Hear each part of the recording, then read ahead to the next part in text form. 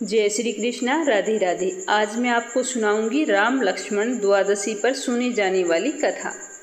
पुराणों के अनुसार ऐसा माना जाता है कि जेठ मास के शुक्ल पक्ष की एकादशी यानी कि निर्जला एकादशी के व्रत का जितना महत्व है उतना ही महत्व भगवान राम और लक्ष्मण जी की द्वादशी तिथि का है। यह तिथि एकादशी के दूसरे दिन आती है। इस द्वादशी को चंपक द्वादशी के नाम से भी जाना जाता है। यह दिन बहुत ही महत्वपूर्ण है क्योंकि इस दिन भगवान राम, लक्ष्मण और श्री कृष्ण भगवान तीनों की एक साथ बहुत ही श्रद्धा के साथ पूजा की जाती है। धर्म ग्रंथों के अनुसार भगवान राम और श्री कृष्ण भगवान विष्णु जी के अवतार हैं। वहीं लक्ष्मण जी को शेषनाग का अवतार माना जाता है। इस शुभ और विशेष दिन चंपा के फूलों के साथ ईश्वर का पूजन और श्रृंगार पूरी श्रद्धा के साथ किया जाता है। ऐसा कहा जाता है कि ऐसा करने से भक्त को मोक्ष की प्राप्ति होती है और इस जीवन मृत्यु के चक्कर से मुक्ति मिल जाती है और वह सीधा वैकुंठ धाम को जाता है। इस दिन पूरी श्रद्धा व नियम के साथ पूजा करने से व्यक्ति की सभी प्रकार की मनोकामनाएं पूर्ण होती है। अगर आप इस दिन मंदिर नहीं जा सकते हैं तो घर पर भी पूजा अर्चना कर सकते हैं। चंपक द्वादशी के दिन सुबह जल्दी उठकर अपने नित्य कर्मों से निवृत्त होकर घर के मंदिर में जाकर भगवान श्री कृष्ण, राम, लक्ष्मण की उपासना करें। पूजा की थाली में चंदन, चावल, धूप और दीप रखें। इसके पश्चात दीपक और अगरबत्ती जलाकर भगवान को चंपा के फूलों की माला पहनाकर मस्तक पर चंदन का तिलक लगाएं। इसके बाद में पंचामृत का प्रसाद भगवान जी को चढ़ाएं। इसके बाद में राम लक्ष्मण की कहानी, तुलसी माता की कहानी और कृष्ण भगवान की कहानी और साथ ही एक भगवान विष्णु और लक्ष्मी माता की कहानी अवश्य सुननी चाहिए। ऐसा माना जाता है कि त्रेता युग में राजा दशरथ ने राम लक्ष्मण द्वादशी का व्रत किया था। व्रत की वजह से ही राजा दशरथ ने राम और लक्ष्मण को अपने पुत्रों के रूप में प्राप्त किया था। इसी व्रत के महात्म्य के कारण उन दोनों का जन्म उनके यहाँ हुआ और तभी से ये व्रत भक्तों द्वारा रखा जाने लगा ताकि उन्हें मोक्ष की प्राप्ति हो सके। भक्त इस दिन भगवान विष्णु के मंदिर जाते हैं ताकि भगवान की पूजा करके उनका आशीर्वाद ले सकें। यह व्रत सूर्योदय से अगले दिन सुबह सूर्योदय तक रखा जाता है। भगवान विष्णु, श्री राम और लक्ष्मण की पूजा की जाती है। श्री राम को समर्पित प्रार्थना और पूजा सुबह और शाम दोनों वक्त की जाती है। रामायण के बाल कांड का पाठ करना भी बहुत ही पुण्यदायी माना गया है। व्रत के दौरान फल, दूध, साबूदाना, खिचड़ी और पानी की अनुमति होती है। ये आप ले सकते हैं। यह व्रत मुख्य रूप से विवाहित जोड़ों द्वारा स्वस्थ संतान प्राप्ति के लिए किया जाता है। जिन दंपतियों को गर्भ धारण करने में परेशानी होती है वे संतान प्राप्ति के लिए इस व्रत को करते हैं। क्योंकि राजा दशरथ जो निसंतान थे उन्होंने इस व्रत को किया और उनके घर पुत्र के रूप में स्वयं भगवान श्री हरि विष्णु ने जन्म लिया था। तो चलिए पहले सुनते हैं राम और लक्ष्मण की कहानी। मेरा आपसे निवेदन है कि कहानी को पूरी श्रद्धा से सुने, बीच में बातचीत बिल्कुल ना करें। बोलो सियावर रामचंद्र भगवान की जय। एक नगर में एक जाट और एक जाटनी रहते थे। वो दोनों बहुत ही गरीब थे। एक बार जाटनी जाट से कहने लगी कि मैं तुम्हें 4 रोटी बनाकर दूंगी, तुम नदी किनारे जाना, वहां पर राम लक्ष्मण आते हैं।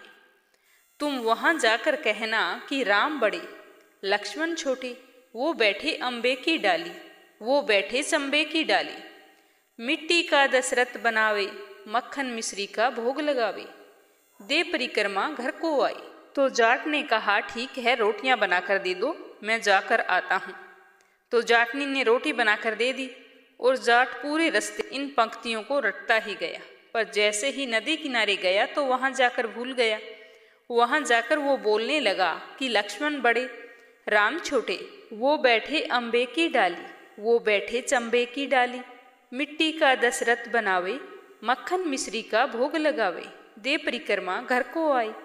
तो जाट की बात सुनकर राम लक्ष्मण से कहते हैं कि लक्ष्मण, इसने तुम्हें बड़ा बताया है, इसीलिए तुम उसे कुछ दे दो। तो लक्ष्मण कहते हैं कि राम भैया, इसकी बुद्धि मलिन हो गई है, यह मूर्ख व्यक्ति है, कहीं राम से भी बड़ा कोई दुनिया में है। राम बोले, नहीं नहीं, इसने तुम्हें बड़ा बताया है, इसीलिए तुम्हें इसे कुछ तो देना पड़ेगा।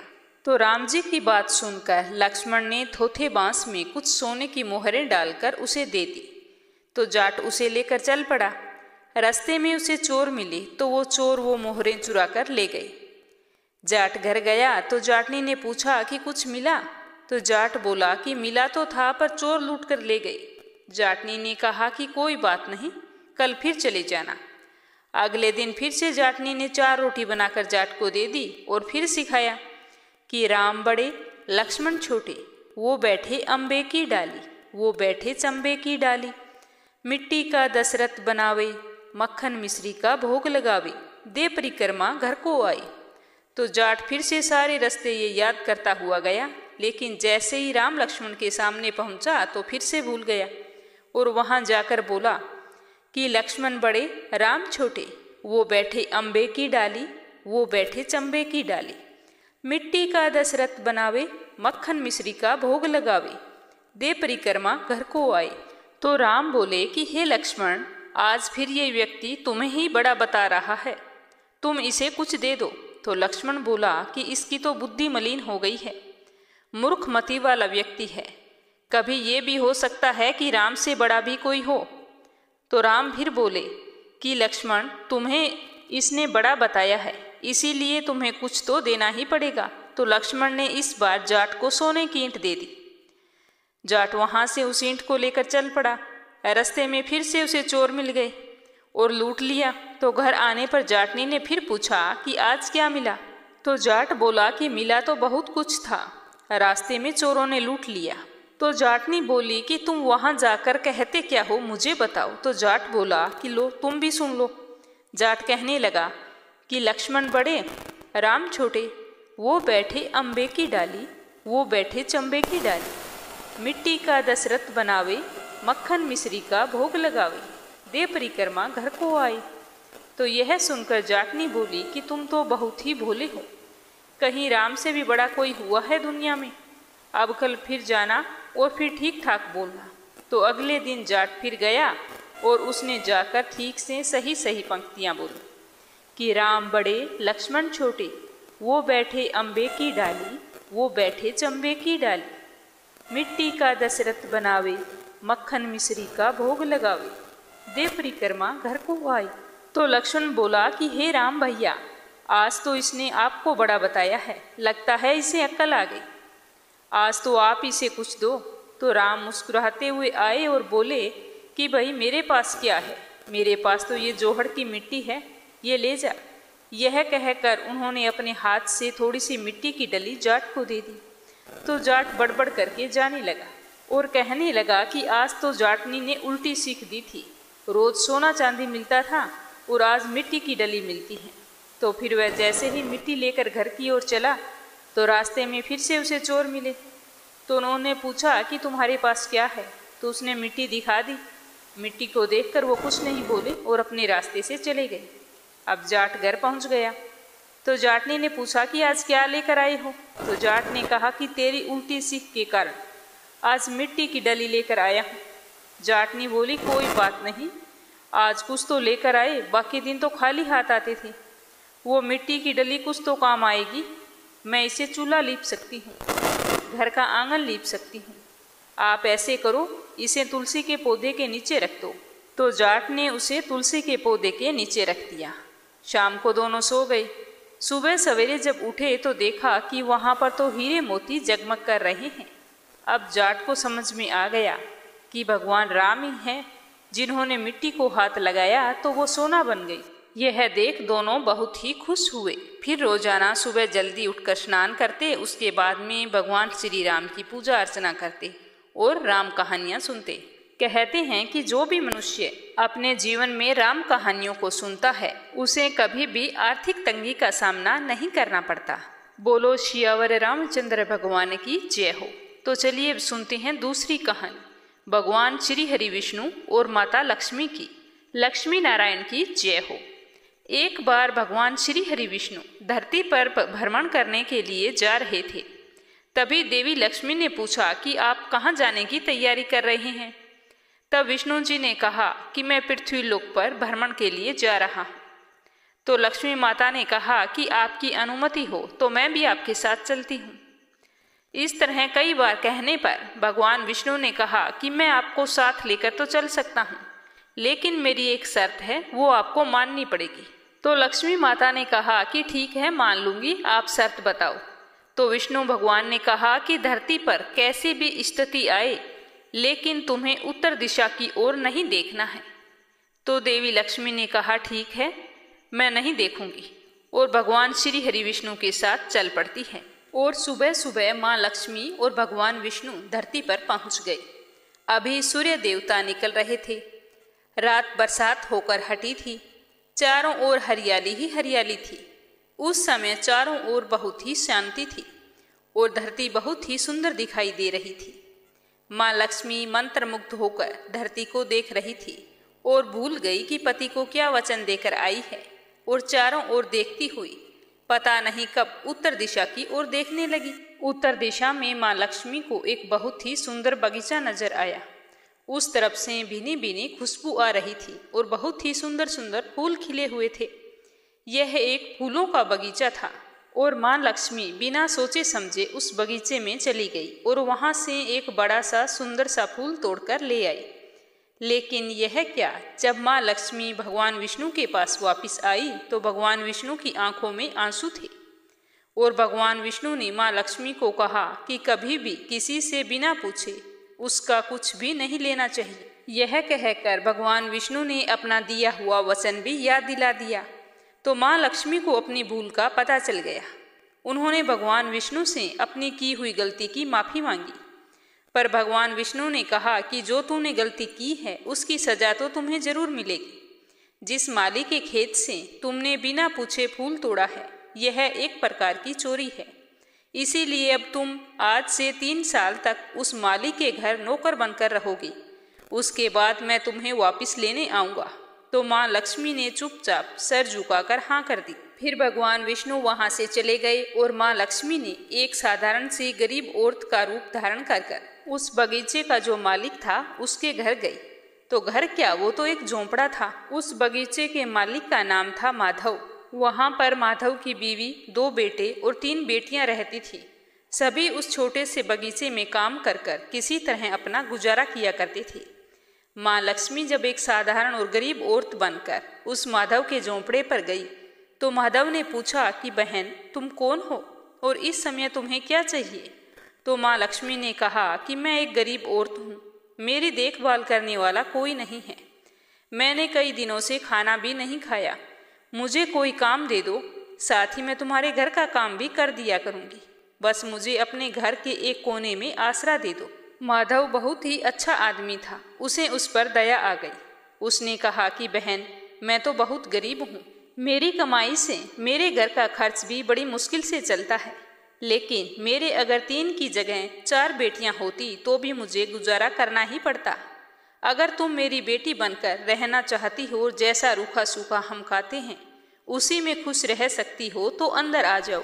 तो माँ लक्ष्मी उसके झोंपड़े में चली गई। इस प्रकार माधव ने माँ लक्ष्मी को अपने झोंपड़े में शरण दी थी और माँ लक्ष्मी 3 साल उस माधव के घर पर नौकरानी बनकर रही। लेकिन जिस दिन माँ लक्ष्मी माधव के घर आई थी उसी दिन से माधव को इतनी आमदनी हुई कि कमाई से एक गाय खरीद ली। फिर धीरे धीरे माधव ने काफ़ी सारी ज़मीन खरीद ली। फिर सबने अच्छे अच्छे कपड़े भी बनवा लिए और एक बड़ा पक्का सा घर भी बनवा लिया। बेटियों के लिए और बीवी के लिए गहने भी बनवा लिए। इस तरह से माधव के खूब अन्न धन हो गया। माधव हमेशा सोचता था कि मुझे इस महिला के आने के बाद ही यह सब कुछ मिला है। इस बेटी के रूप में मेरी तो किस्मत जाग गई है। लेकिन जैसे ही 3 साल पूरे हुए तो उस दिन माधव खेतों से काम खत्म करके घर आया तो उसने अपने घर के दरवाजे पर एक देवी स्वरूप गहनों से लदी हुई एक औरत को देखा। उसे ध्यान से देखा तो पहचान गया कि अरे, यह तो मेरी मुंह बोली चौथी बेटी है। साथ ही यह भी जान गया कि यह तो माँ लक्ष्मी है। तब तक तो माधव का पूरा परिवार बाहर आ गया और सब हैरान होकर माँ लक्ष्मी जी को देख रहे थे। माधव बोला कि माँ, हमें माफ़ कर दो, हमने तेरे से अनजाने में घर के और खेत के सारे काम करवाए हैं। हमसे यह कैसा अपराध हो गया। माँ, हम सबको माफ़ करो। तो माँ लक्ष्मी मुस्कुराई और बोली कि माधव, तुम बहुत ही अच्छे दिल के दयालु व्यक्ति हो। तुमने मुझे बेटी बनाकर रखा, अपने परिवार की सदस्यों की तरह इतना लाड प्यार दिया। मेरे काम करने से कोई भी अपराध नहीं हुआ है। मैंने 3 साल पहले तुम्हारे बगीचे से बिना पूछे फूल तोड़ लिए थे, उसी की सजा मुझे मिली है। तुमसे कोई भी अपराध नहीं हुआ। मैं तुमसे बहुत ही खुश हूँ। मैं तुम्हें वरदान देती हूँ कि तुम्हारे पास कभी भी खुशियों की और धन की कमी नहीं रहेगी। तुम्हें सारे सुख मिलेंगे जिसके तुम हकदार हो। फिर माँ लक्ष्मी अपने स्वामी के द्वारा भेजे गए रथ में बैठकर बैकुंठ को चली गई। हे माँ लक्ष्मी, जैसा माधव को अन्न धन दिया वैसा सबको देना। एक ब्राह्मण था, वह रोजाना घर घर जाकर भागवत गीता का पाठ किया करता था। एक दिन उन्हें एक चोर ने पकड़ लिया और कहा कि तेरे पास जो कुछ भी है मुझे दे दे। तब वह पंडित बोला कि बेटा, मेरे पास कुछ भी नहीं है। तुम एक काम करना, मैं यहीं पड़ोस के घर में जाकर भागवत गीता का पाठ करता हूँ। वो यजमान बहुत ही दानी लोग हैं। जब मैं कथा सुना रहा होता हूँ तब तुम उनके घर जाकर चोरी कर लेना। तो चोर ने उनका कहा मान लिया और उस पंडित को छोड़ दिया। दूसरे दिन जब पंडित जी पड़ोस में कथा सुनाने गए तब वो चोर भी वहां पर आ गया।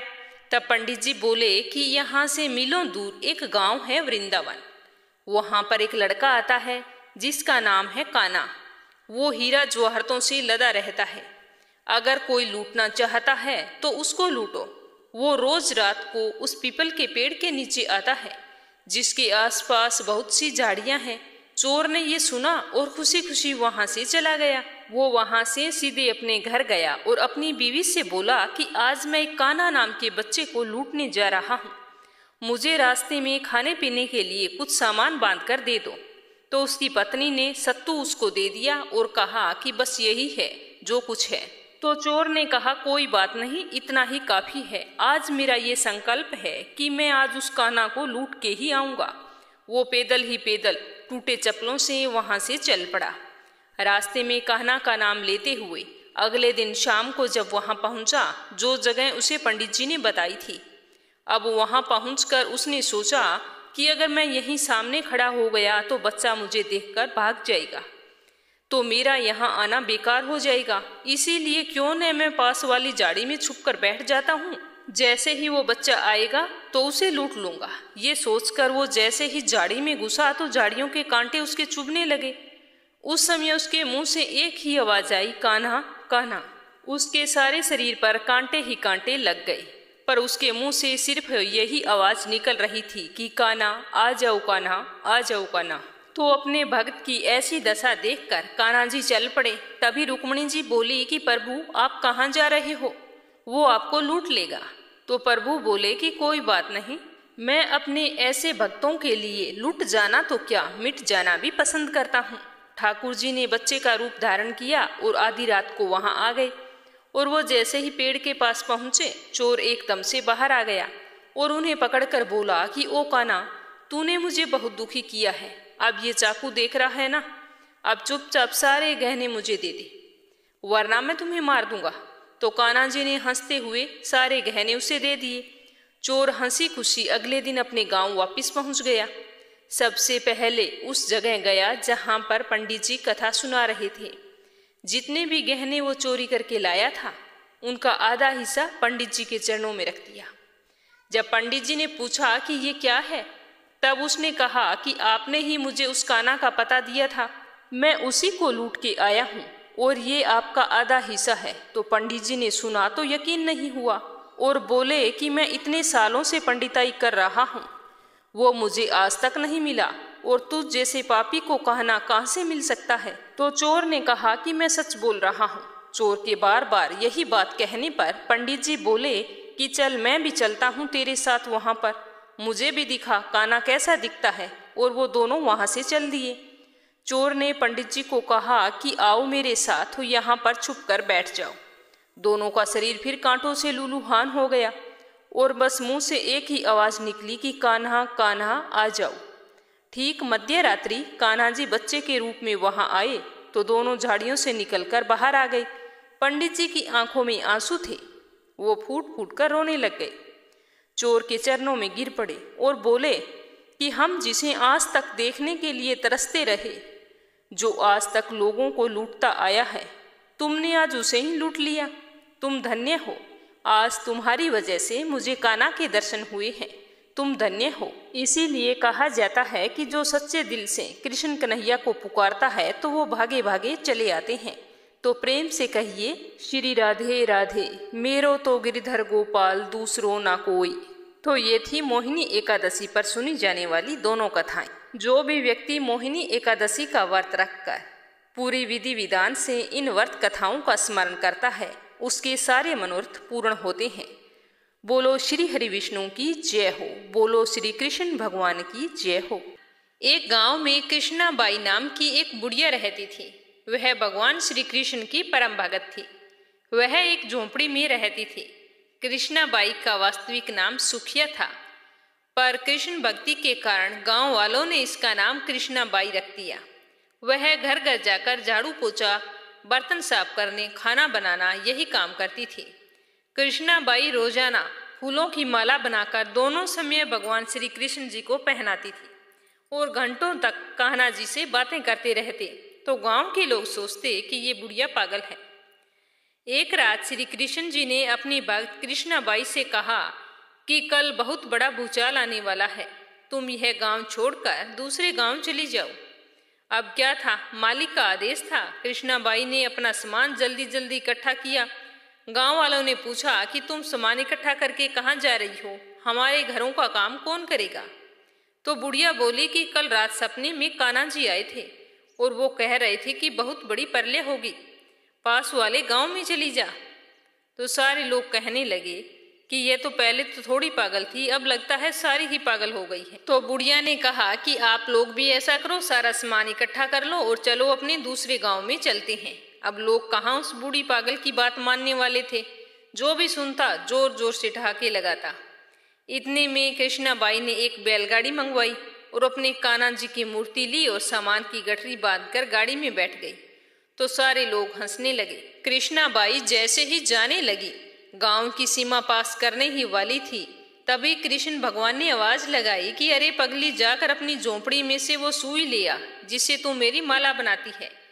तू वो सुई नहीं लेकर आएगी तो मुझे माला कैसे पहनाएगी। तो यह सुनकर कृष्णाबाई तो बेचैन हो गई और तड़प गई बुरी तरह से कि मुझसे यह इतनी बड़ी भारी भूल कैसे हो गई। अब मैं कान्हा की माला कैसे बनाऊंगी। तो उसने गाड़ी वाले को झट से रोका और कहा कि मैं अभी आती हूँ, और झोंपड़ी की तरफ भागी। गांव वाले उसके पागलपन को देखते हुए खूब मजाक उड़ाते। कृष्णाबाई ने झोंपड़ी के घास फूस तिनकों में फंसी हुई सुई को निकाला और फिर पागलों की तरह दौड़ती हुई गाड़ी के पास आई। गाड़ी वाले ने कहा कि माई, तू इतना परेशान क्यों हो रही है, कुछ नहीं होने वाला। तो कृष्णाबाई ने कहा अच्छा चल, अपने गांव की सीमा पार कर। गांव वाले ने वैसा ही किया, पर लेकिन क्या, जैसे ही बुढ़िया की गाड़ी सीमा पार हुई तो पूरा गांव ही धरती में समा गया, सब कुछ जलमग्न हो गया। गाड़ी वाला भी अटूट कृष्ण भगत था। येन केन प्राक्रेण, भगवान ने उनकी भी रक्षा की। इस तरह से जो भी मनुष्य भगवान श्री कृष्ण और तुलसी मैया की पूजा करता है, उसकी सारी मनोकामनाएं पूर्ण होती है।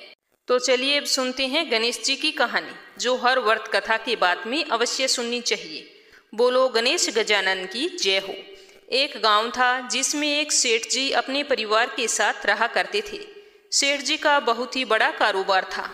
सेठ जी गणेश जी की पूजा में पूरा ही विश्वास रखते थे। बड़ी श्रद्धा भाव से गणेश जी की पूजा किया करते थे, जिसके कारण सेठ जी के घर में अन्न धन की कोई भी कमी नहीं थी। वो सदैव भरे रहते थे।